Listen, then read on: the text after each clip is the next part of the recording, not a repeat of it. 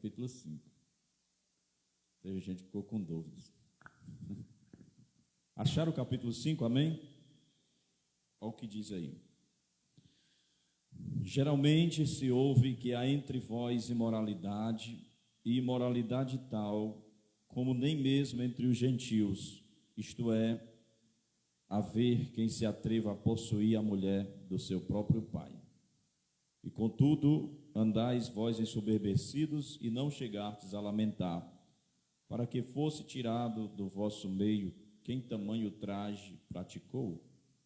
Eu, na verdade, ainda que ausente em pessoa, mas presente em espírito, já sentenciei como se estivesse presente, que o autor de tal infâmia seja, em nome do Senhor Jesus, reunidos vós e o meu espírito, com o poder de Jesus nosso Senhor, entregue a Satanás para a destruição da carne, a fim de que o espírito seja salvo no dia do Senhor Jesus.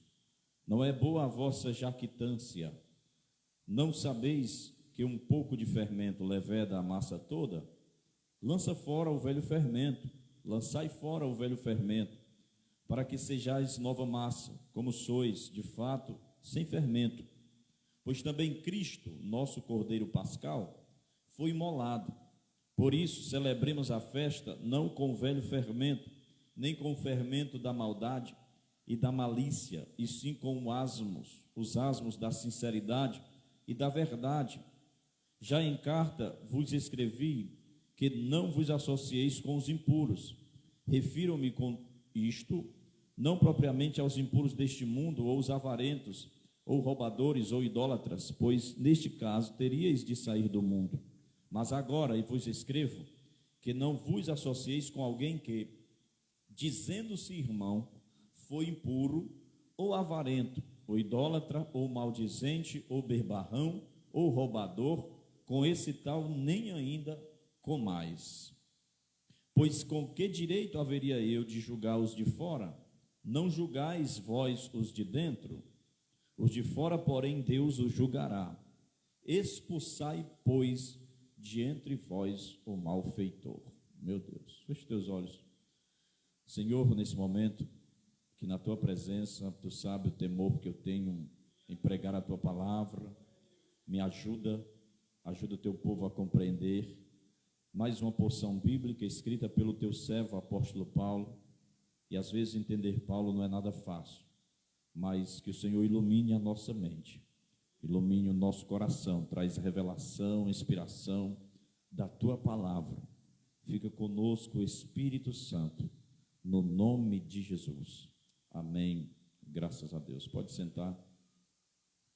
Antes de eu começar a pregar, ou ensinar a mensagem de hoje, propriamente dita, eu quero que você abra em Lucas, que eu fiquei devendo um texto para vocês daquela vez.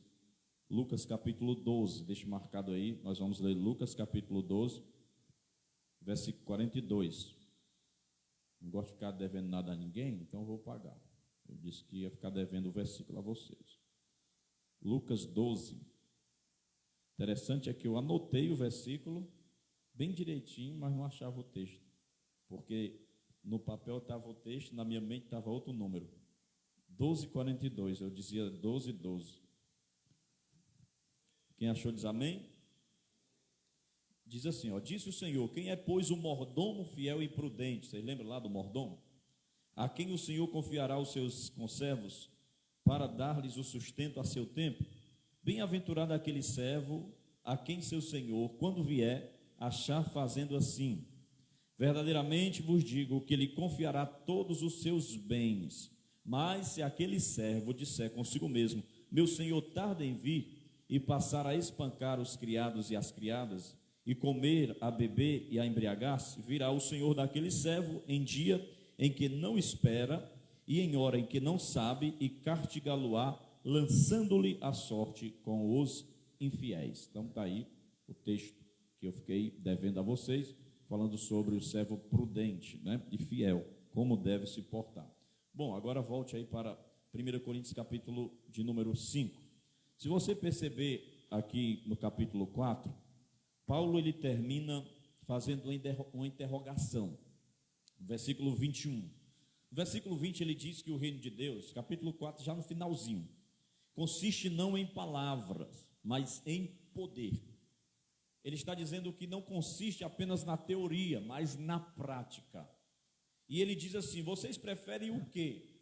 Que eu vá a vós outros com vara, com castigo, com disciplina ou com amor e espírito de mansidão? Ele está dizendo: é vocês que decidem. E Paulo, ele esteve lá algumas vezes com aqueles irmãos. A primeira vez nós vemos aí no capítulo 2, versículo 1, ele diz: ó, eu, irmãos, quando fui ter convosco, anunciando o testemunho de Deus. Então a primeira vez que Paulo teve com eles foi para anunciar o evangelho. Quando você vai aqui para o outro texto,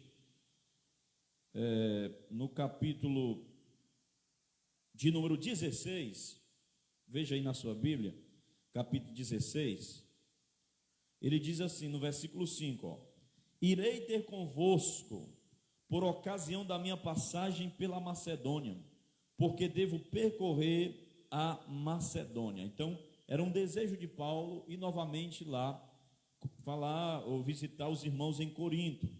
Aí lá no capítulo 2 de 2 Coríntios, acompanhe comigo, é só uma introdução aqui pequena que eu estou dando a você.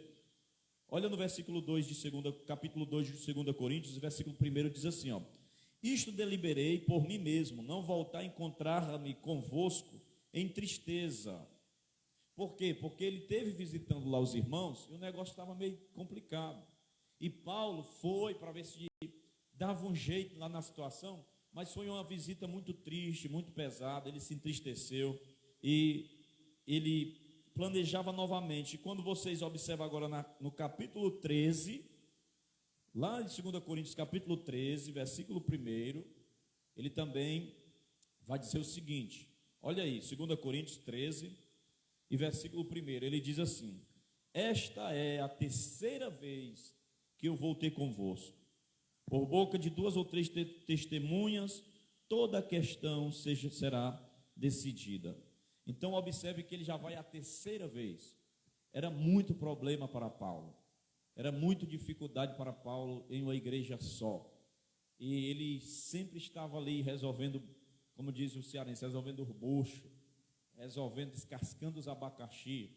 E ele foi lá e ele diz em outra ocasião que ele não queria estar com tristeza. E no versículo 2 do capítulo 13, ele diz assim: já o disse anteriormente e torno a dizer, como fiz quando estive presente pela segunda vez, mas agora estando ausente, o digo aos que outrora pecaram, e todos os mais que outra vez, se for, eu não os pouparei. Então ele está dizendo: se eu for, eu vou com gosto de gás. Então Paulo, ele sofreu com esta igreja aqui. Era uma igreja muito problemática, e muitas vezes o que é que nós entendemos? É que às vezes a gente não tem solução para tudo, né? Nós pastores, nós temos alguma orientação para dar aos irmãos, mas tem coisas que vai fugir do nosso controle. Nem Paulo deu jeito aqui nessa situação. Ele admoestou, ele falou. Com certeza alguns irmãos captaram a mensagem, outros não, mas Paulo, ele fez a parte dele. Amém? Então vamos lá no capítulo 5. Nós observamos que nos capítulos anteriores, Paulo, ele fala sobre a doutrina, sobre as questões das separações, dos partidarismos e das confusões. Nesse capítulo 5, Paulo fala sobre a doutrina da disciplina na igreja. E é isso que nós vamos falar hoje. É o exercício da disciplina na igreja.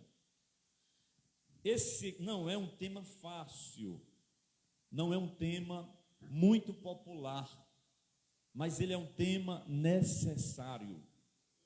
Onde não há correção, onde não há disciplina, não haverá amor responsável.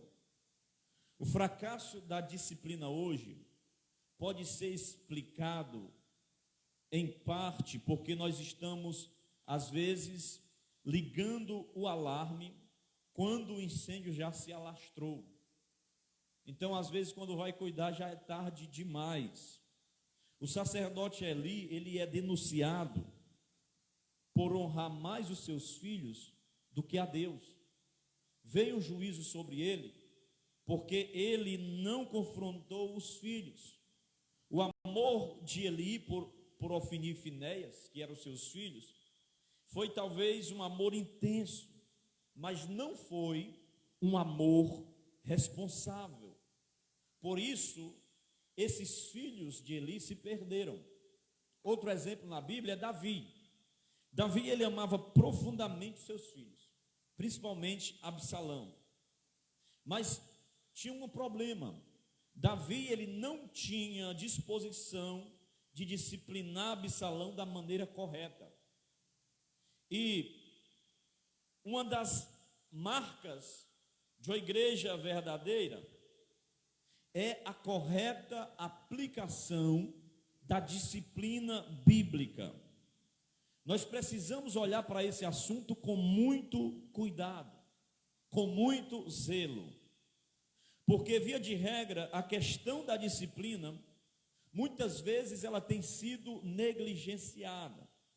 Em alguns lugares os líderes eles fazem vista grossa ao pecado, tolerando ou passando por cima de situações que vai desonrar o nome de Deus, pode até, talvez, não, vai manchar o nome da igreja e não sei mais o que. E esse foi o pecado da igreja de Corinto.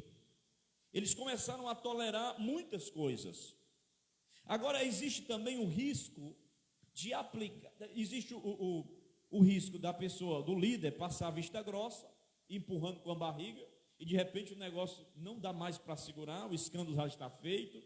E também existe a questão da disciplina sem amor, sem compaixão, sem carinho e com rigor excessivo, proibindo até mesmo aquilo que a palavra de Deus não condena. Exemplo, eu vi alguém falar certa feita de que muitos anos atrás um pastor, ele recebe um grupo de pastores na sua casa, e de repente a mulher dele, ele está na mesa conversando, e ele vem, e na mesa a mulher dele vem e fala no ouvido dele, e no ouvido dele ela fala o seguinte: a nossa filha cortou as pontas do cabelo. E ele se levanta da mesa, enfurecido, entra dentro do quarto, pega um cinto e taca mesmo sem pena e sem piedade o cinto nas costas, não de pegar na menina.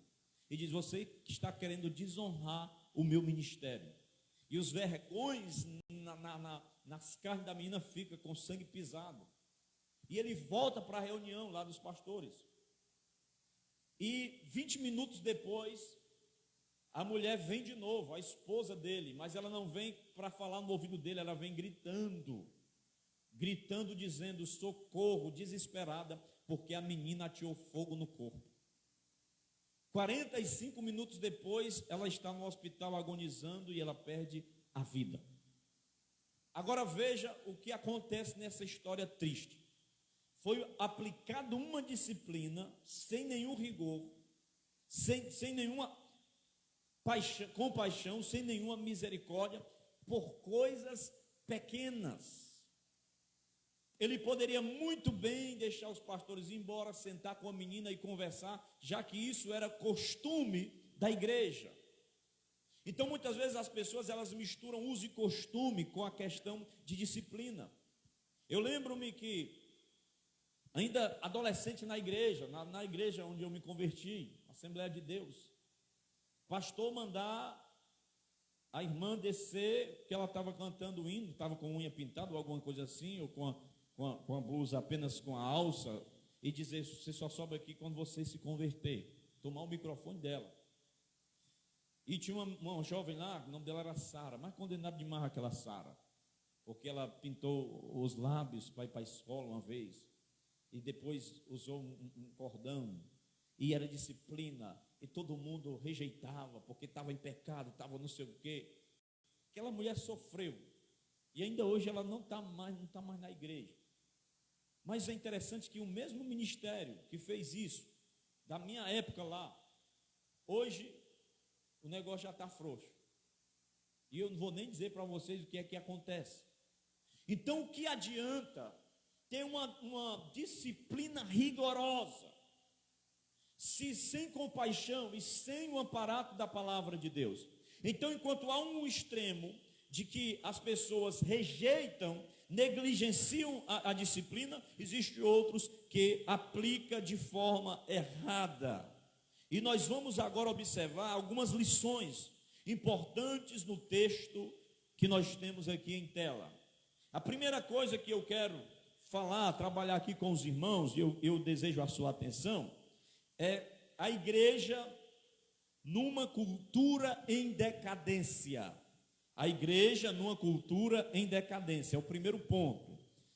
A Bíblia está dizendo aqui: geralmente se ouve que há entre vós imoralidade. A igreja, ela está inserida em uma cultura em decadência, isso é fato. Essa não era apenas uma realidade na igreja de Corinto, mas também é a condição da igreja contemporânea. Quem tem dúvida de que a igreja ela está inserida numa sociedade decadente, numa sociedade imoral? Nós estamos no meio, principalmente, de uma geração muito difícil na questão de moralidade. Isso não era diferente na igreja de Corinto. A igreja ela sempre será uma contracultura dentro de uma cultura decadente. A sociedade secular, ela não conhece os princípios de Deus. Ela não ama os valores absolutos de Deus e nem está sujeita à lei de Deus. Nós vamos destacar aqui alguns pontos nesse primeiro ponto aqui. Primeiro lugar, a sensualidade degenerada. Observe que é uma imoralidade que Paulo está falando, e é uma imoralidade tão problemática e tão forte, que ele vai dizer lá na frente que nem os gentios, os incrédulos faziam isto. Estava acontecendo dentro da igreja. Corinto era uma cidade moralmente decadente. Em Corinto estava um dos principais templos dos cultos gregos. Lá em Corinto, para você ter uma ideia, ficava o templo de Afrodite, que é a deusa do amor, a deusa do sexo. Ali também ficava a libertinagem, a promiscuidade. Ela prevalecia nesta cidade. Existia cerca de 1000 prostitutas cultuais, que desciam aos portos e se prostituíam com os turistas, os marinheiros que chegavam, a custo da religião do local. Lá também ficava o maior monumento de Apolo. Não confunda esse Apolo com o Apolo lá que foi pregador de Corinto. Aqui é uma entidade lá, um deus Apolo lá dos gregos. Era uma figura que ele expressava a beleza do corpo masculino e sugestionava uma prática ao povo de desvio sexual masculino. Corinto era uma cidade profundamente marcada por essa prática. Então tudo voltava-se para a promiscuidade, tudo voltava-se para a sensualidade e a libertinagem. E Corinto estava afogada nisto. Tanto é que alguém, para falar que a pessoa estava vivendo uma vida devassa, dizia assim, uma vida de forma coríntia, porque esse nome Corinto virou uma pejoratividade de quem fazia coisas erradas com o corpo. Quando você observa a expressão é um deus grego, a pessoa está exatamente remetendo ao culto ao corpo. E hoje na nossa sociedade ainda prevalece esse espírito do culto ao corpo, onde exala a sensualidade, o ego, o desvio de sexualidade. Segundo, vejamos aqui 3 níveis de degradação. Nos versículos 9 e 10 ele diz: já em carta vos escrevi que não vos associeis com os impuros. Refiro-me com isto não propriamente aos impuros deste mundo, ou avarentos, ou roubadores, ou idólatras, pois neste caso teria de sair do mundo. Observe aqui, ainda falando de Corinto, ela era uma cidade marcada também pelo adultério e pela chantagem sexual dentro do casamento. Isso nós vamos ver lá no capítulo 7. A sensibilidade ou a sensualidade desregrada, era de certa forma o pano de fundo desse grave escândalo dentro da igreja, porque o mundo estava entrando dentro da igreja. Ao invés da igreja tomar as rédeas do mundo para pregar o evangelho, era o mundo que estava entrando dentro da igreja, e as práticas do mundo estavam invadindo esta igreja. Veja o que é que Paulo fala aí, né? Nós lemos o que ele falou no 9 e 10. Ele fala aqui 3 níveis de degradação. Primeiro, pecado contra si mesmo, o pecado contra o próximo e o pecado contra Deus, aqui dentro do versículo 10. O pecado contra si mesmo, ele é o pecado da impureza. O pecado contra o próximo é o pecado da avareza e roubo. O pecado contra Deus é o pecado da idolatria. Está tudo aí no versículo 10 e 11. O pecado estava predominando. Veja que Corinto ela era uma sociedade que ela não tinha referencial em relação a si mesma, nem ao próximo e nem a Deus. Era sem rumo, era sem absolutos, era sem limites. E a igreja vivia em uma cultura de decadência. E quando não há limite, quando não há disciplina, aí, meu irmão, o negócio estava feio. Não havia diferença entre crente e mundano, entre mundo e igreja. Segundo aqui, nós vimos que a igreja ela está inserida numa sociedade decadente, numa sociedade imoral, numa sociedade que não respeita os princípios de Deus. Segundo, ele vai falar quando a igreja quando o pecado invade a igreja. A igreja ela estava sendo influenciada ao mundo ao ponto de perder a sua influência e seus valores. Vamos ver aqui alguns pontos. Em primeiro lugar, Paulo vai denunciar aqui um pecado de incesto. Olha o versículo 1. Geralmente, se houve entre vós, ele não diz aqui quem é que fala, quem é que falou, provavelmente eram os irmãos da casa de Cloe que trouxe as informações para ele. Imoralidade tal, como nem mesmo entre os gentios, isto é, haver quem se atreva a possuir a mulher do seu próprio pai.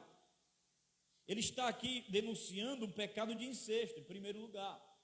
E o incesto, ele é condenado pela lei de Deus, Levítico capítulo 18 e versículo 5. Não descobrirás a nudez da mulher do teu pai, porque é nudez do teu pai. E também, lá em Deuteronômio 22 e 30, não se deitarás com a tua madrasta. E isso estava acontecendo. O camarada, dentro da igreja, estava fornicando, deitando-se com a mulher do pai dele. Em vez da igreja disciplinar o camarada, em vez dela confrontar o pecado, pelo menos os líderes que tinham ficado lá, eles estavam se orgulhando disso. Porque o que eles diziam? Aqui nós somos modernos. Aqui nós temos a liberdade. E o crente ele tem que andar numa linha tênue. Assim, entre a liberdade e a libertinagem. Porque se for liberdade demais, se vira em uma libertinagem. Então nós temos que ter a liberdade em Cristo, no Espírito, mas não libertinagem. Não devemos usar da liberdade para dar lugar à carne. O homem estava tendo relações com a sua madrasta. E tanto a lei rabínica dos judeus, quanto a lei romana também proibia tais casamentos. Até os coríntios, os que viviam na depravação, até entre eles isso era proibido. E dentro da igreja isso acontecendo, irmão. Imagine o escândalo. Isso aqui era abominável aos olhos de Deus. E o tempo presente do verbo, que Paulo está dizendo que ele estava possuindo, aí possuir, enfatiza a possessão contínua. Ele estava na prática. Eles estavam vivendo como marido e mulher sem serem casados. E a igreja deixando. E a igreja não falava nada. Segundo lugar, o incesto violava os próprios princípios do mundo. A imoralidade, a expressão porneia no grego, é denunciada por Paulo nesse versículo 1, e não é apenas adultério, mas sobretudo aí é um incesto. Nem mesmo a sociedade frouxa e permissiva de Corinto, eles aprovavam esse pecado de incesto. E por que Paulo denuncia o homem e não a mulher? Por que Paulo só fala do camarada? Ele não diz o nome, mas ele diz: tem um camarada aí, eu estou sabendo que ele está fazendo isso. Mas ele não fala o nome da mulher. Por quê? Embora o texto não deixe claro, os intérpretes ele aceitam o fato de que a mulher ela não era membro da igreja, que a mulher ela não fosse crente, mas o camarada era. E a igreja ela não tem jurisdição sobre aquele que está lá fora, não faz parte da família da fé. Como é que eu vou sair e disciplinar um incrédulo? Aí você está namorando aí com a menina lá da igreja, caiu com ela, ou vice-versa, e eu vou lhe disciplinar aqui? Não. Quem vai ter que ser disciplinado é quem faz parte da igreja. Então ele traz a atenção para quem está dentro da igreja cometendo esta prática. Disciplina é para os membros da igreja. Olha o que Paulo diz no versículo 13: os de fora, porém, Deus o julgará. Expulse, pois, de entre vós um malfeitor. Ele chama o camarada aqui de malfeitor. Paulo mostra nesse versículo que o crente, quando peca, ele peca contra uma luz maior. O pecado do crente ele é hipócrita, ele é danoso e ele é mais considerável, porque quando o crente peca, ele está pecando contra o conhecimento de Deus, contra o julgamento sobre ele é mais severo. Por quê? Porque ele conhece. A Bíblia diz que Deus não leva em consideração o nosso tempo de ignorância, mas a partir do momento que eu conheço e que eu peco como membro da igreja, eu estarei pecando contra o corpo de Cristo, estarei pecando contra o conhecimento de Deus. Então o julgamento, a Bíblia diz que começa pela casa de Deus, e sobre mim virá a recompensa mais pesada, o juízo mais pesado, se eu estou dentro da igreja, conhecendo a palavra e caio voluntariamente no pecado. Portanto, vigiemos. Terceiro, a atitude errada da igreja em relação ao pecado. No versículo 1, no versículo 2, ele diz assim, contudo, andai vós ensoberbecidos, e não chegastes a lamentar, para que fosse tirado do vosso meio quem tamanho traje praticou. Observe agora 4 atitudes erradas em relação ao pecado que a igreja estava cometendo aqui. Em primeiro lugar, era fazer concessão ao pecado. 2 coisas estão provocando tristeza aqui no apóstolo Paulo. Primeiro, é o fato da concessão do pecado. Um membro da igreja chegou a ponto de cometer o pecado pior do que o pecado das pessoas do mundo. No entanto, a maior tristeza de Paulo foi a reação, foi a atitude da igreja em relação ao incestuoso, porque eles não confrontaram, eles não reprovaram aquela prática, sentiram, e isso entristeceu muito, porque toda vez que um filho, por exemplo, ele faz uma coisa errada, e você se orgulha dele, ele acha que está fazendo a coisa certa. Falou um palavrão, que legal, olha aí, dançando aí, rebolando a bunda aí, olhando a Anitta aí, que legal. Aí mais na frente você vai estar chorando, porque vai conhecer a promiscuidade desde cedo. Que legal, olha aí, bichinha andando com as nuas bem pequenininha. Está expondo sua filha. E às vezes o pessoal diz assim, esses pedófilos, não sei o que, tem que morrer, esses desgraçados, infelizes desses. Mas às vezes, irmãos, os pais vestem os filhos, crianças ainda inocentes, com a roupa bem aqui, mostrando tudo. E o camarada lá, endemoniado da rua, olha para sua filha inocente, que ainda não tem nem 12 anos direito, nem 13 anos, às vezes 10 anos, 9 anos, e deseja ela. Por quê? Porque tudo começa na concessão, ou seja, você aprovar aquilo que Deus não aprova. Aí depois tem aí um monte de gravidez indesejável, um monte de pessoas de jovens e adolescentes que se entregam para os homens por causa da sensualidade que está campeando e tergiversando, assombrando e assolando, arrebanhando e arrebatando os nossos jovens. Aí nós temos pessoas que querem fazer abortos para matar inocentes, porque não vai ter condição de dar conta, porque é nova, porque tem o futuro pela frente. Aí vem um monte de gente que quer liberar isso no país, porque começou naquela história lá daquela menina. Só que a história foi totalmente a outra versão a qual contaram. Por quê? Porque com isso aí eles querem naturalizar que isso seja normal, para sair matando inocente aí adoidado. Porque o mundo, a sociedade é decadente. Aí nós temos jovens frustrados, nós temos jovens que perderam a sua juventude inteira pela frente, temos jovens com depressão, com angústia, com não sei o quê. Por quê? Porque começou tudo lá atrás, porque não tiveram uma estrutura familiar que disciplinasse, ou que aconselhasse, dissesse que aquilo era errado. Por que nós temos hoje igrejas que não parecem igrejas, e nem são igrejas?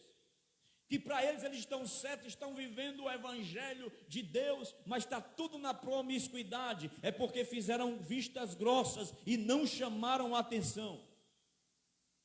Porque lá se aceita tudo, eu não posso repreender, porque se eu repreender, os dizimistas que tem vão-se embora. Porque se eu repreender, os jovens que tem vão para ali onde tem um showzinho ali gospel, onde vão para os acampamentos aí que não tem nada de Deus, sai tudo buchudo das meninas lá. Porque estão consentindo com o pecado. Aí depois é difícil chorar o leite derramado. Depois que derramou o leite, meu amigo, e quando cai na terra, que a terra absorve, bota agora dentro da vasilha de novo, não tem mais como. Então isso é uma verdade, irmão. E isso estava acontecendo em Corinto. E o que era que Paulo estava preocupado? Segundo lugar, primeiro, eles consentiam o pecado dentro da igreja. Segundo, eles não lamentavam e nem choravam pelo pecado. Está no texto, versículo 2, ó. Contudo, andais vós ensoberbecidos, ou seja, arrogantes, não chegastes a lamentar. O grande problema de Paulo, que ele viu na igreja, foi que os crentes não lamentaram o grave pecado de incesto cometido pelo homem.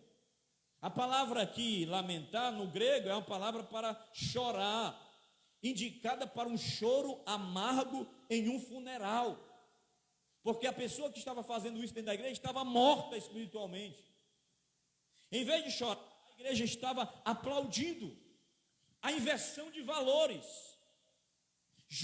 Julgava-se uma igreja de mente aberta, onde as pessoas tinham plena liberdade. Não, aqui não tem nenhuma espécie de restrição, aqui não tem nada de regras, aqui não tem nada de princípios. Não, aqui o pastor é legal, pode vir, está liberado tudo. Aqui é massa. Aqui não tem esse negócio não de como é que eles dizem hoje? A religiosidade. Aqui não tem esse negócio de patriarcado, de aquele negócio arcaico, não. Aqui é da galera, meu irmão. Aqui o negócio é bom.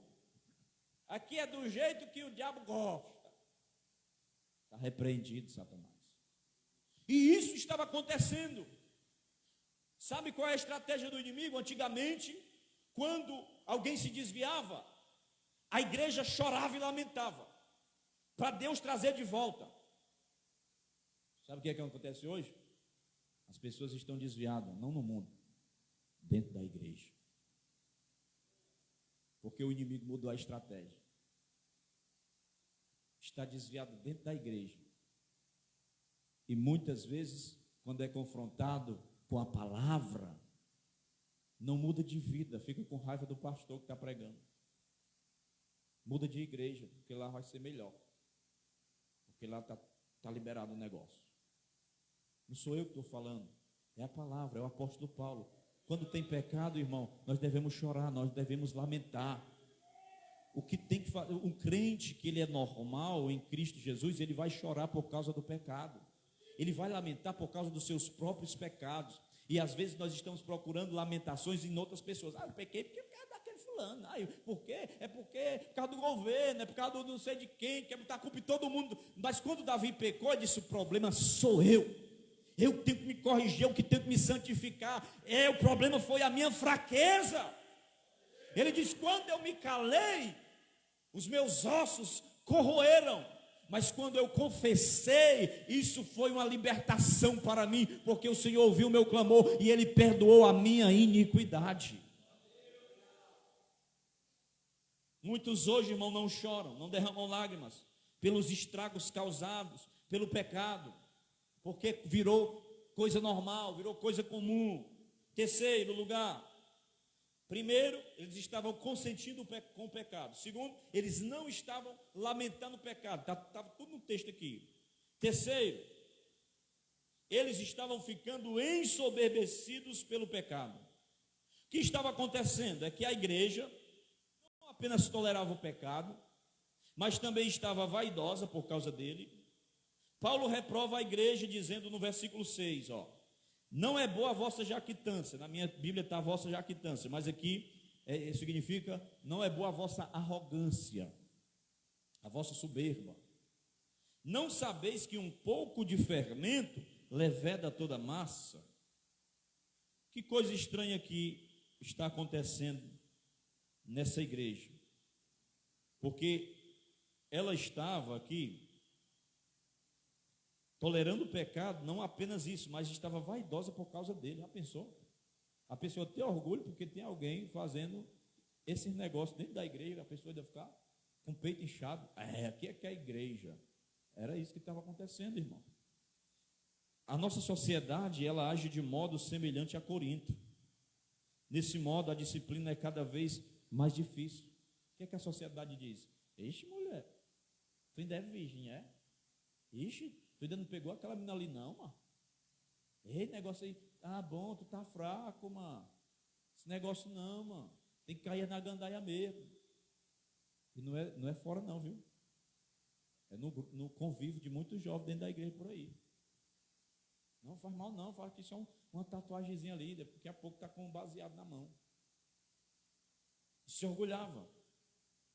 Você chama a atenção às vezes de um membro faltoso da igreja, ele diz assim, não me incomode não, eu sou dono da minha vida e eu vou para outra igreja, eu vou ficar mais aqui não. E o pior, quando chega na outra igreja, ele é aplaudido, recebe cargo. Por que vai? Porque tem que receber esse tipo de gente, tem que passar a mão nesse tipo de gente.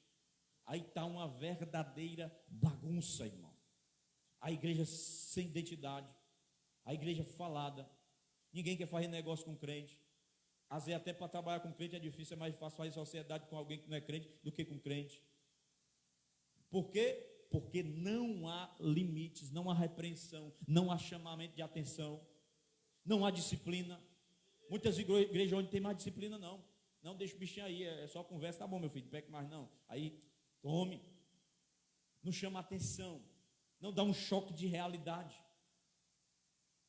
Quarto lugar, não aplicaram a disciplina. Versículo 2: andais ensubebecido, não chegaste a lamentar, para que fosse tirado do vosso meio quem tamanho traje praticou. Por causa da atitude errada da igreja, ela deixou de aplicar a disciplina a este membro faltoso. Vamos agora para o quarto ponto.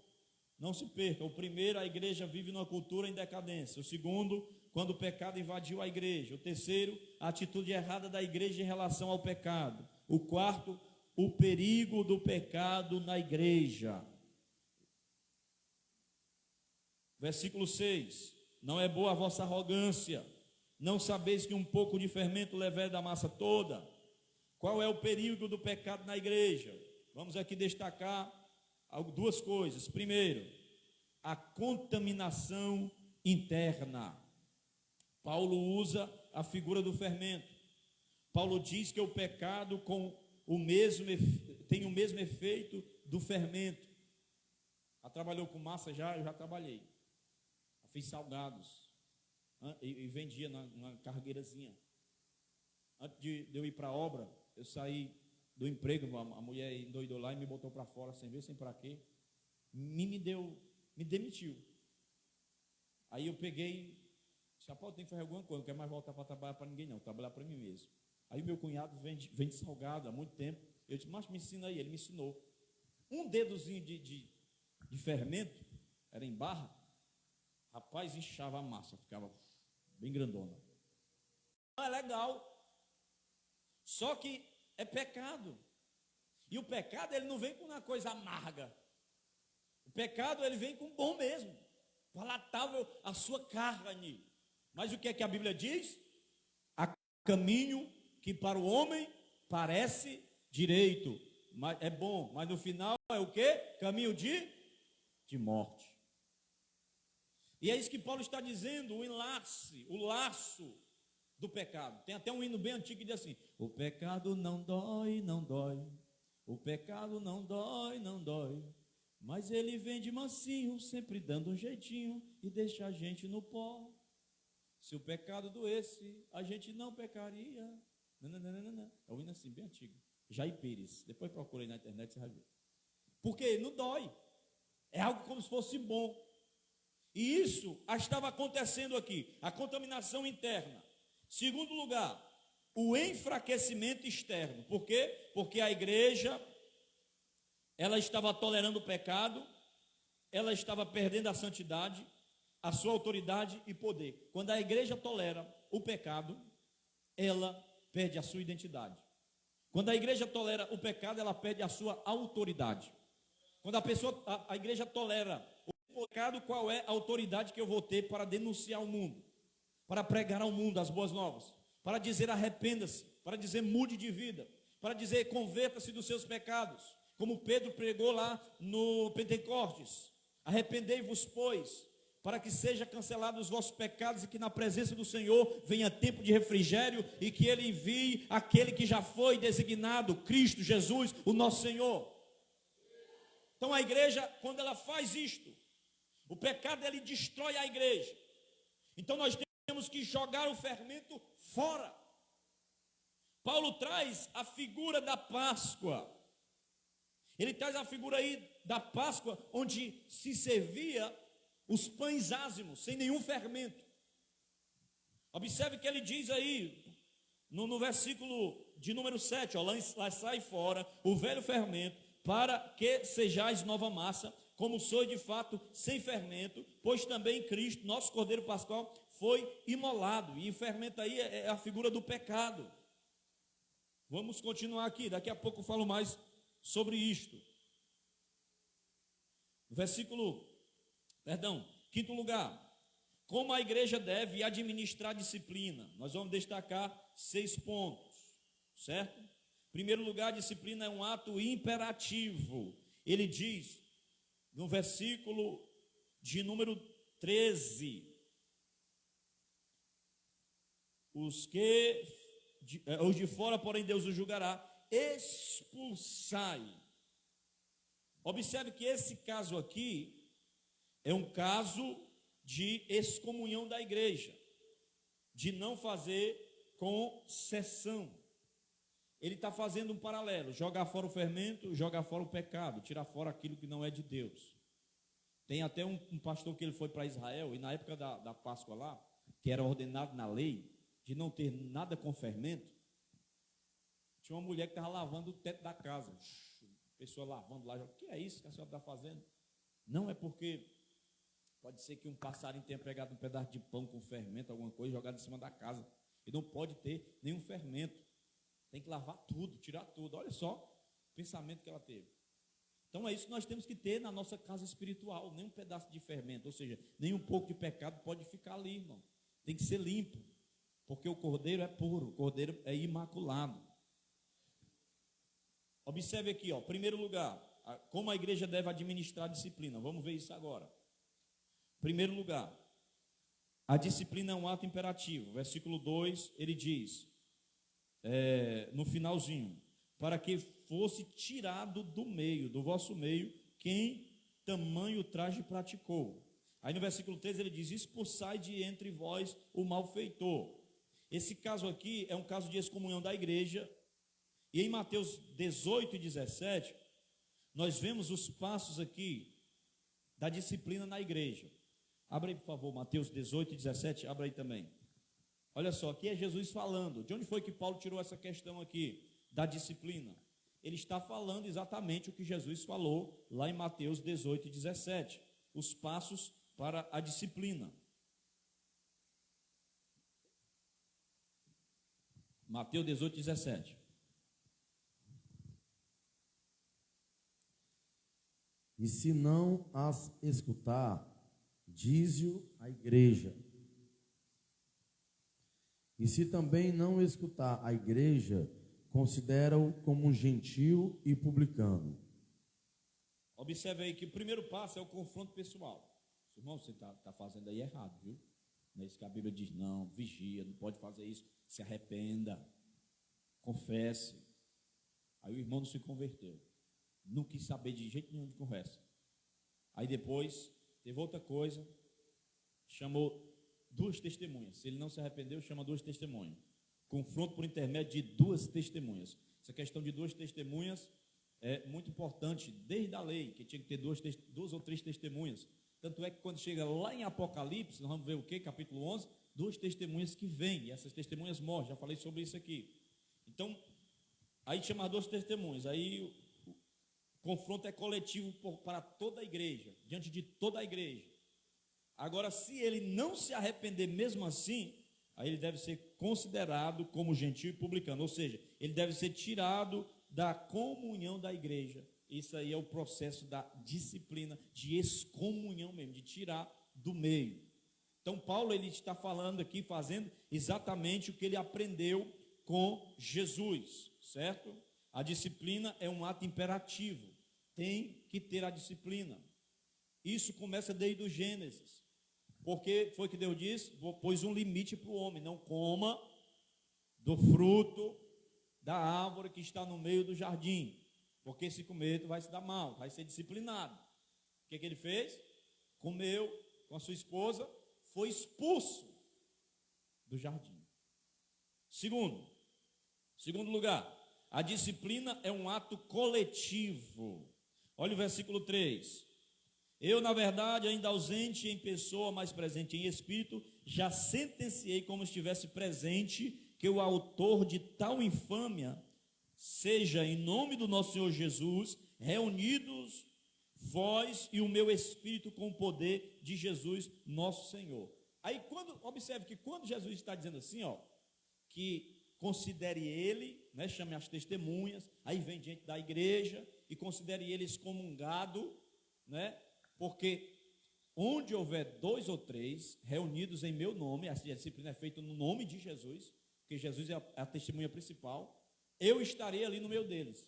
Esse é o contexto, né, desse texto, é a questão da disciplina. A gente usa, onde houver 2 ou 3 no teu nome, Senhor, tu está reunido, e é verdade. Só que o contexto aqui é relativo à disciplina. É por isso que Paulo diz, versículo 4, em nome do Senhor Jesus, vós e o meu espírito. Ele diz que está lá presente em espírito, consentindo, assinando, chancelando e autorizando como apóstolo que a pessoa está sendo excluída. Então, a disciplina aí coletiva, ela não pode ser apenas da liderança em si, mas de toda a comunidade, porque quando o pecado acontece, todo mundo que vive uma vida de acordo com a palavra vai saber e vai concordar que aquilo ali não foi algo que o crente fizesse. Então, há uma concordância. A disciplina, ela precisa ser feita em nome de Jesus. No nome, a Bíblia diz aqui, versículo 4, que é no nome e no poder de Jesus. É importante entender o princípio da coletividade também na aplicação da disciplina. Terceiro lugar, a disciplina é um ato restrito e prescritivo. Versículo 9. Já em carta vos escrevi que não vos associeis com impuros. Preste atenção em um ponto importante. A igreja de Corinto, ela estava dividida quando ela deveria estar unida, e estava unida quando deveria estar dividida. Quando era para ela estar unida, não, eu sou de Paulo, sou de Apolo, quando era para ela dividir, para tirar do meio o que estava não querendo se arrepender, aí ela se uniu. Deixa o bichinho aqui. Não, ninguém solta a mão de ninguém, viu?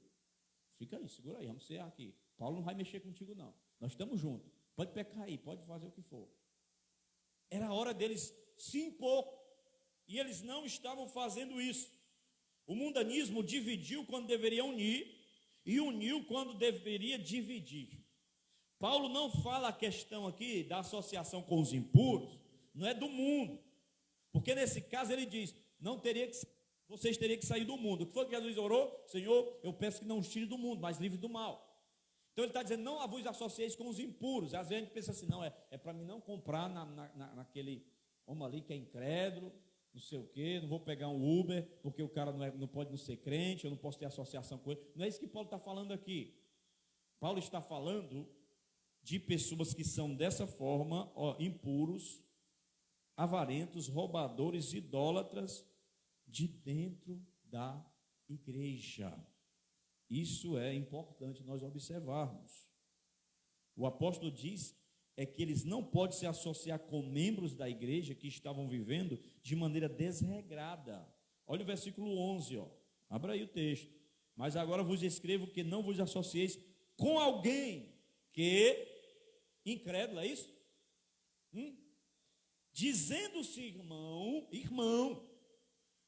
foi impuro ou avarento, ou idólatra, ou maldizente, ou beberrão, roubador, ladrão, safado, sem vergonha. Como esse, tal, nem ainda comais, nem que ele chame você para jantar na casa dele, irmão. Almoçar, mas almoço é bom lá em casa. Não, mas tu é safado, é sem vergonha, não vou me associar contigo não. A não ser se tu se converter, se tu prestar. Por que Paulo está fazendo isso? Para cortar as relações?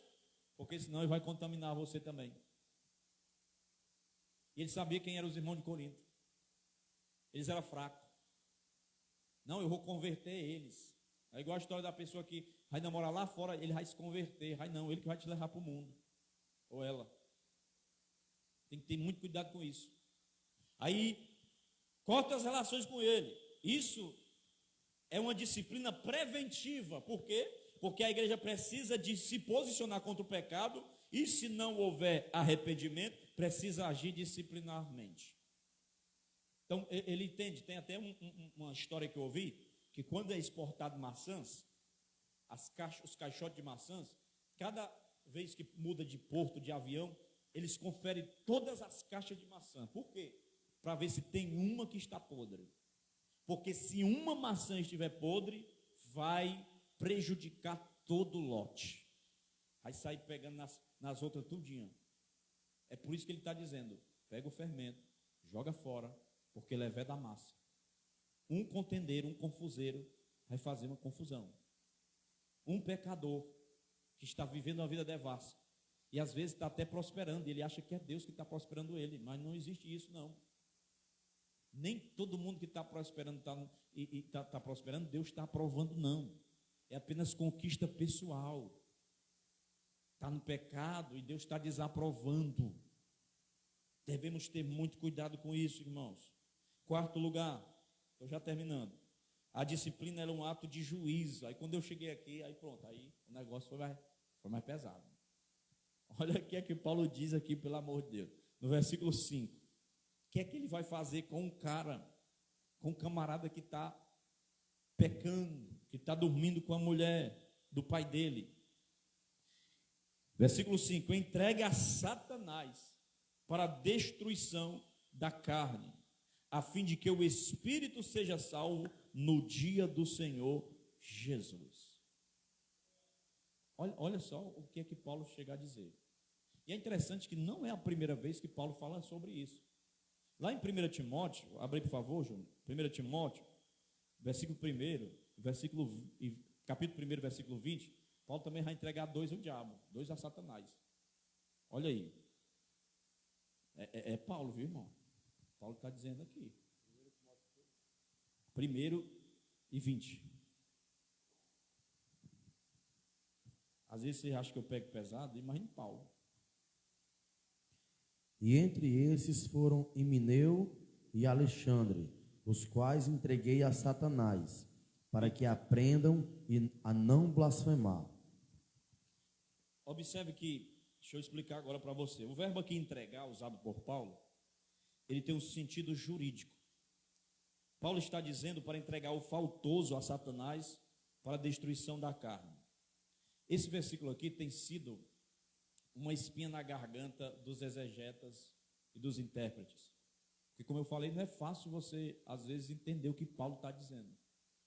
E eu pesquisei, e olhei, e li, e vi comentário, e fui ver alguém falando isso na internet, e fui olhar comentário bíblico, perguntei a pastores amigos meus, pedi até referência de Bíblias que era mais apurada no grego, que eu ainda não tenho, para mandar foto para me ver esse texto. E um pastor até chegou a dizer que ele falou isso literalmente. Ele entregou o cara para o diabo mesmo. O cara encheu tanto o saco, denegriu tanto a igreja, chegou a um ponto de promiscuidade tão grande que ele entregou ele na mão do Satanás. Já a maioria, eles entendem o quê? Eles entendem que esse ato de Paulo dizer de entregar a Satanás é dizer que ele lançou este irmão à excomunhão para que ele fosse entregue ao sistema do mundo, porque o sistema do mundo, a Bíblia diz que o diabo jaz no maligno. E também a Bíblia vai dizer ou diz que o príncipe deste mundo é o diabo. Então ele, saindo da comunhão da igreja, ele sai fora da proteção da igreja. E a pessoa fora da proteção da igreja, que é a igreja é uma cidade de refúgio, ele está exposto a Satanás. E quando nós observamos isso, para lançar fora, você vai ver aqui em Apocalipse, não tolerar, Apocalipse 2, vem comigo aqui, Apocalipse. Apocalipse capítulo 2. Apocalipse capítulo 2, versículo 14. Aleluia. 2 e 14. Tenho, todavia, contra ti algumas coisas, pois que tens aí os que sustentam a doutrina de Balaão, o qual ensina a Balaque a armar ciladas diante dos filhos de Israel, para comerem coisas sacrificadas aos ídolos e praticarem a prostituição. A igreja de Pérgamo também tinha essa falha. Agora veja o versículo 20, a igreja aí de Tiatira. Tenho, porém, contra ti o tolerares que essa mulher, Jezabel, que a si mesma se declara profetiza, não somente ensine, mas ainda seduza os meus servos a praticarem a prostituição e a comerem coisas sacrificadas aos ídolos. Olha, a mesma coisa na questão de tolerar o pecado dentro da igreja de Corinto estava acontecendo aqui também. Então, o que é que significa isso? Ele saiu da comunhão da igreja, ele saiu da proteção da igreja. E é interessante que esse princípio, desde o Antigo Testamento, era arrancar o anátema, que aconteceu lá em Jericó. O cara pegou os despojos e pegou uma capa, e aquilo ali era maldição. Não era o nome do camarada? Quem lembra? Que a família dele foi apedrejada. Eu pago um sorvete, quem lembrar. Acã, ninguém lembrou, me livrei. Acã pegou uma capa, ou seja, ele atraiu para a comunidade israelita, que era um povo santo, o pecado, e contaminou. E para que tirasse dali, ele tinha que ser morto lá na lei. Aí nós chegamos em Atos capítulo 5. Temos outro anátema dentro da igreja, Ananias e Safira. O que acontece? Deus mata eles para limpar aquilo ali. Então Paulo está dizendo, quando ele entrega a Satanás, ele está tirando o pecador do meio dos crentes para preservar os crentes e para tirar da proteção da igreja, para ele sentir na pele, talvez o corpo seja destruído, para ele sentir uma enfermidade física ou alguma coisa, ou a falta da igreja, ou ele se arrepender realmente, para que ele seja purificado e volte para a igreja, restaurado e volte para a igreja. Então essa é o pensamento da maioria dos comentaristas. Já você conhecendo o temperamento de Paulo, pode ser que ele tenha falado literal mesmo.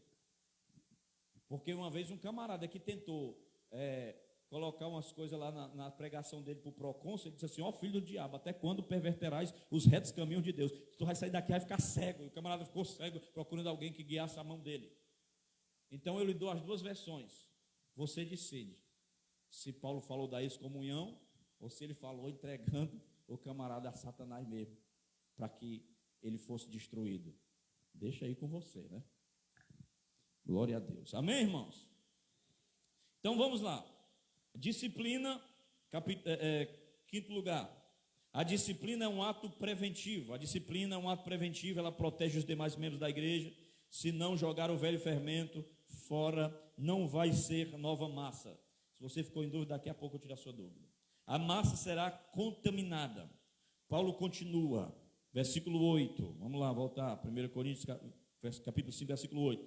Por isso celebramos a festa, não com o velho fermento, nem com o fermento da maldade e da malícia, assim como os asmos da sinceridade e da verdade.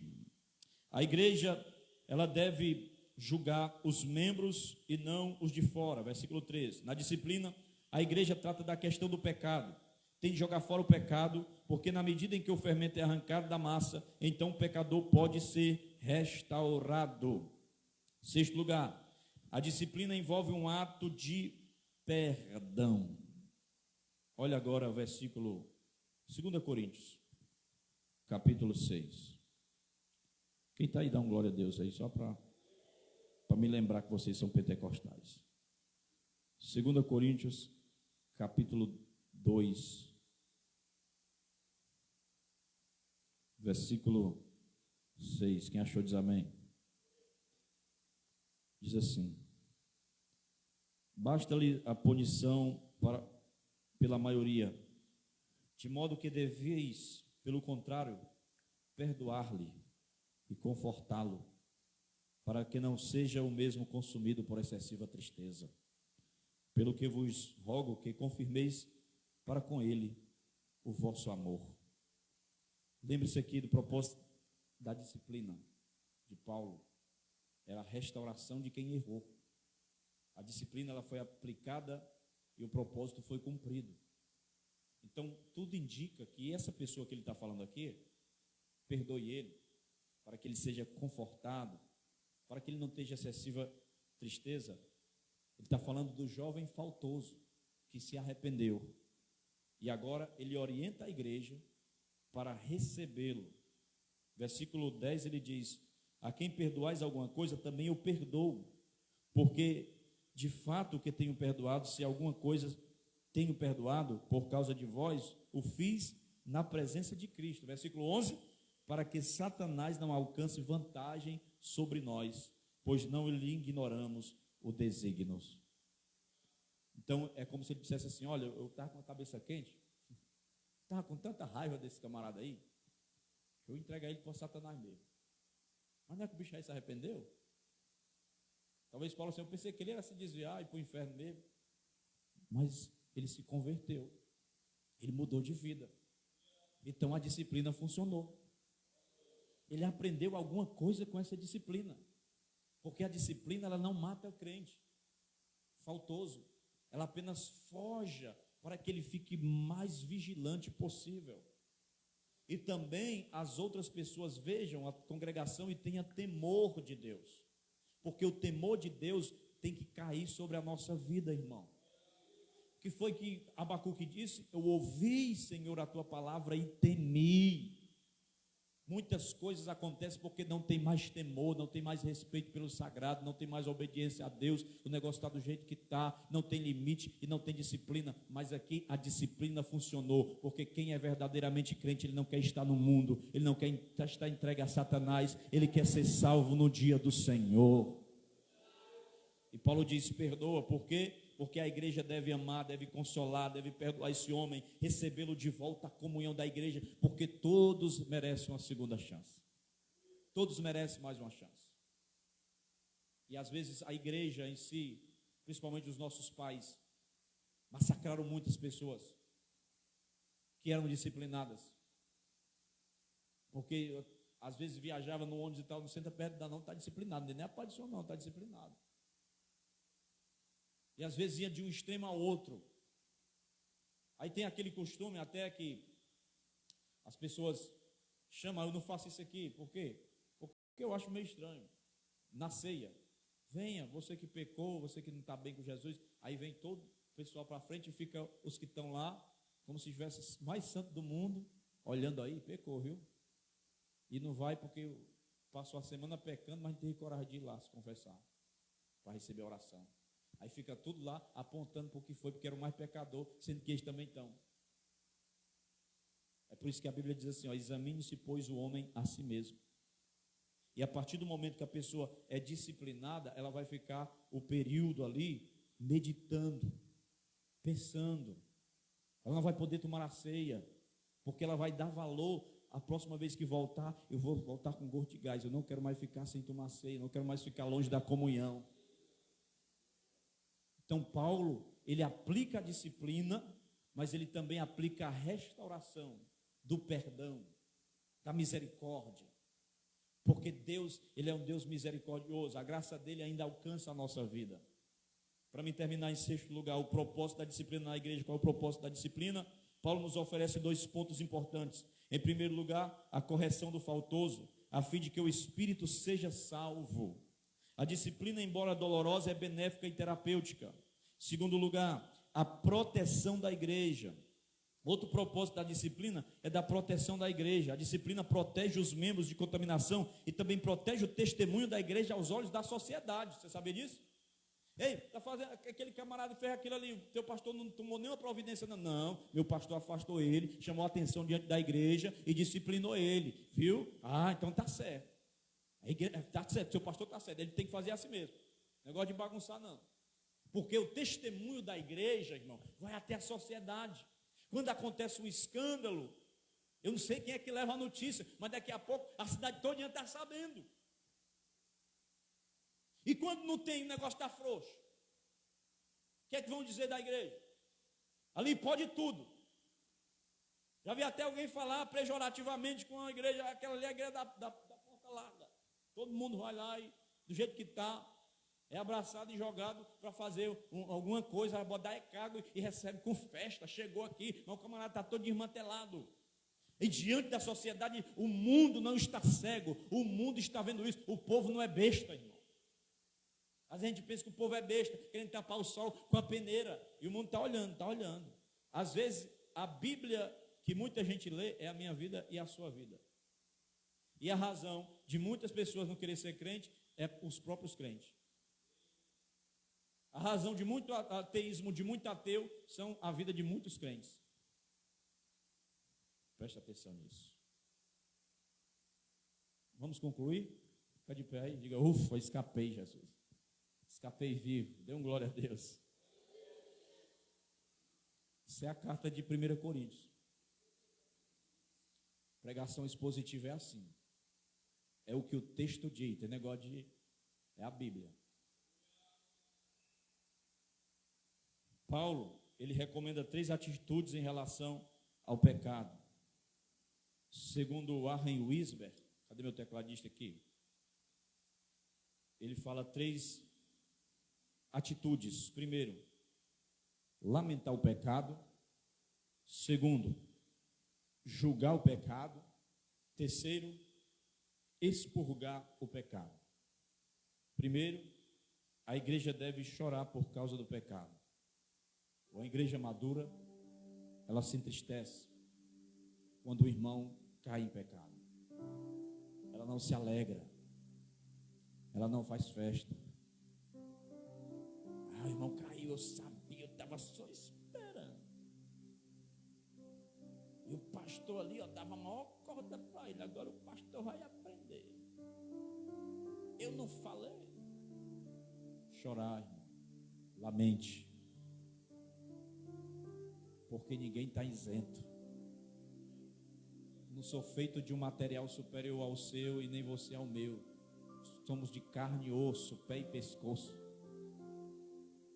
Porém a Bíblia diz que Elias, sendo sujeito às mesmas paixões do que nós, orou para não chover e não choveu. Orou para parar de chover e parou, mas orou para chover e choveu.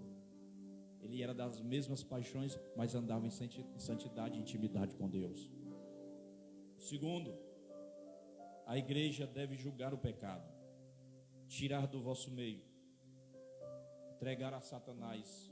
Paulo fez questão do sistema mundano para que do mundo, para que o diabo até toque na vida dele ou na carne dele, para ele aprender. Já viu aquela expressão assim? Eu já dei muito conselho, agora eu vou deixar a vida ensinar.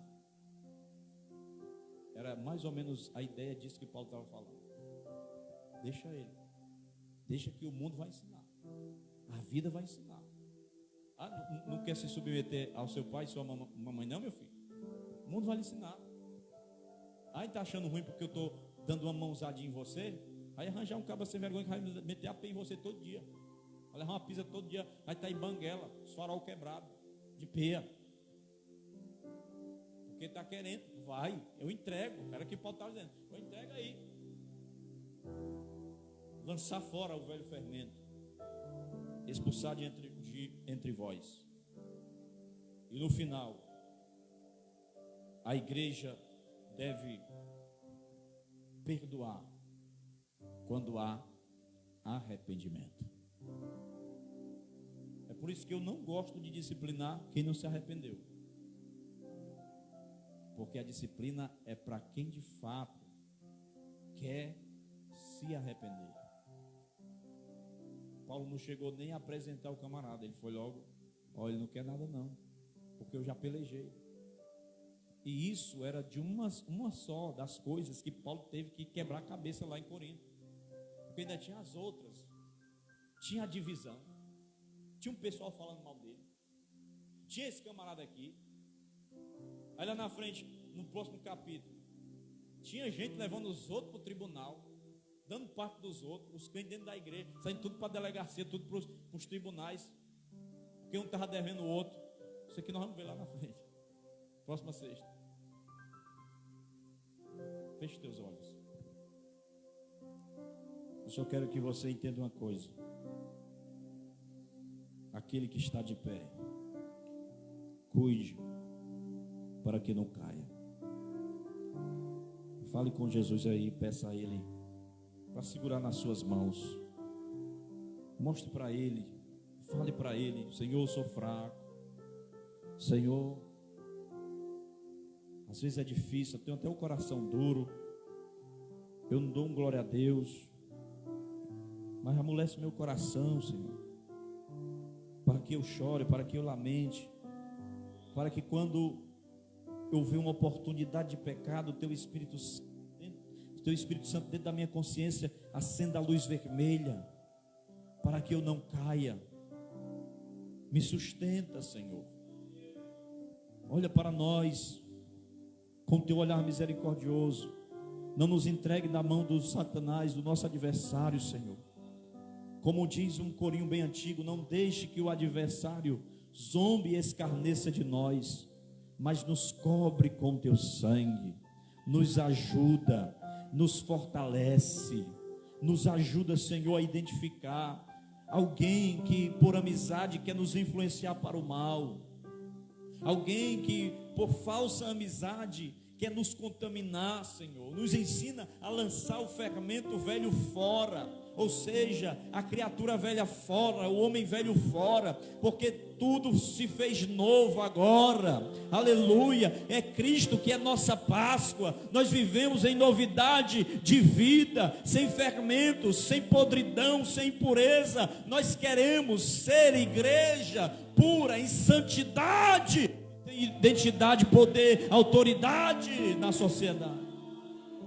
Nos ajuda a viver esta vida, conduta de ética, de vida cristã, com os valores da Tua palavra, e assim, Senhor, seremos homens e mulheres que agradarão a Ti.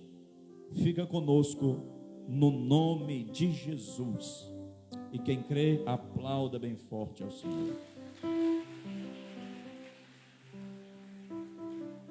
Deixa eu dar aqui alguns avisos. Amanhã nós temos culto aqui. O Felipe ali, pastor, o senhor olha para trás, porque o filho. Tá bom, Felipe, desculpa aí. Sábado, o culto campal na residência do irmão Valdo, da irmã Roberta, às 7 horas. Então, o endereço aí tem Avenida Honorácio Nunes de Melo, 1070, próximo à panificadora. Bom Jesus, olha aí, panificadora. Bom Jesus, viu? Domingo, a nossa ida para a sede, o ponto de encontro na autoescola, e vocês têm que orar para Deus fazer um milagre. Por quê? Porque é o seguinte, o ônibus do irmão Júnior está no prego, né? Tá com defeito, e o irmão Júnior já tem gastado muito nesse ônibus. Vamos orar para Deus dar um ônibus novo a ele, né? Porque esse ônibus abençoa a igreja, né, irmão? E o camarada já trocou peça lá de todo jeito. E ele disse que amanhã, né, vai, mas não é certeza não. E eu já procurei prefeitura, só que está muito em cima. Só lá já tem 5 demandas de ônibus. Tem até ônibus lá, mas não tem um motorista. E eu não posso, o Júnior não pode dirigir o ônibus da prefeitura, porque tem que ser um motorista da prefeitura. E eles estão todos já ocupados, outros não sei mais por onde. E é uma luta, é uma peleja, porque vocês sabem, né? Como alguém às vezes, né, chega amizade e tal, aí já pega a frente. Então, está muito difícil. O negócio está difícil. Só que a gente tem fé, né, irmão? A gente tem expectativa. Então, se não der certo, vai esperar aí. A gente tem até domingo de manhã. Até domingo de manhã, liberou, vamos embora.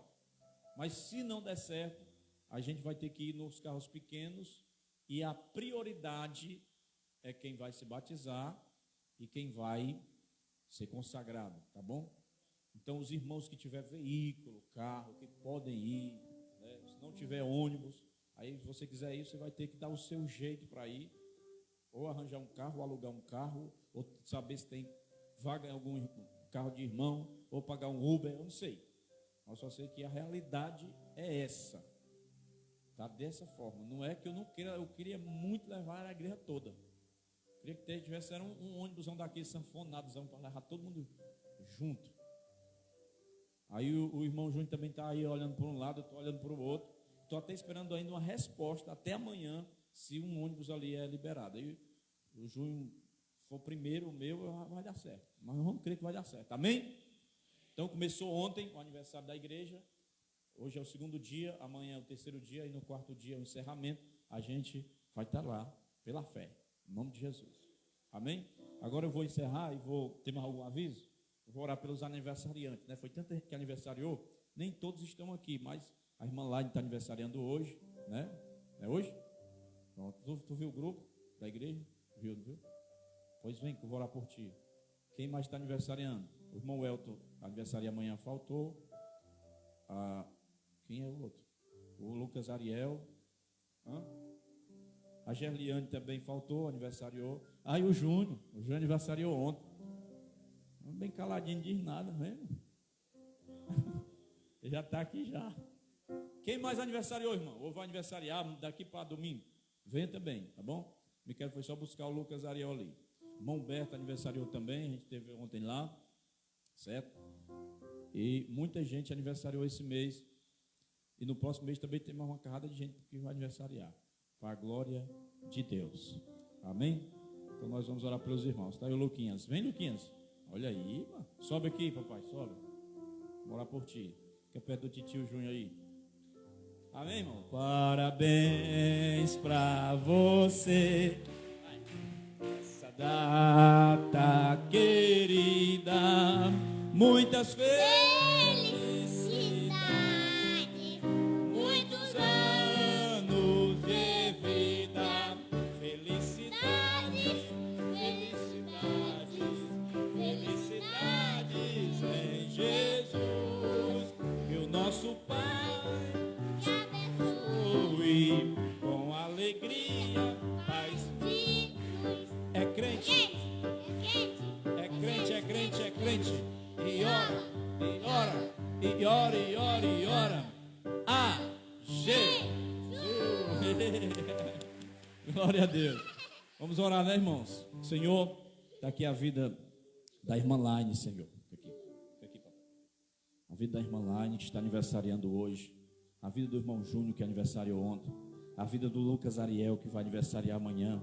A vida do irmão Elton, que também vai aniversariar amanhã. A irmã Gerliane, que aniversariou também. O irmão Humberto, que o Senhor venha, Pai, abençoar os teus filhos. Nós somos muito gratos, Senhor, pela vida dos teus filhos. E mais um ano na tua presença, na tua casa. Que a tua bênção seja derramada sobre a vida deles. Ó Senhor Deus, eu não conheço o coração deles, mas o Senhor conhece. Tu sabe o que a Laine te pede, tu sabe o que o Júnior te pede, a irmã Gerliane, o irmão Humberto, o Elton. Que o Senhor venha, Pai, realizar, Senhor Deus, a tua obra na vida deles. deles. Dá, Senhor, muitos anos de vida e muita vida nesses anos. Abençoa o meu filho, Senhor, Lucas Ariel, que vai completar mais um ano, 4 anos amanhã. Que o Senhor abençoe esta criança, que ele cresça a cada dia no temor da tua palavra. Dá comportamento a ele, dá entendimento, Senhor, da tua palavra a cada dia. Abençoa como igreja, nós o abençoamos e o abraçamos, dando as felicitações no nome de Jesus.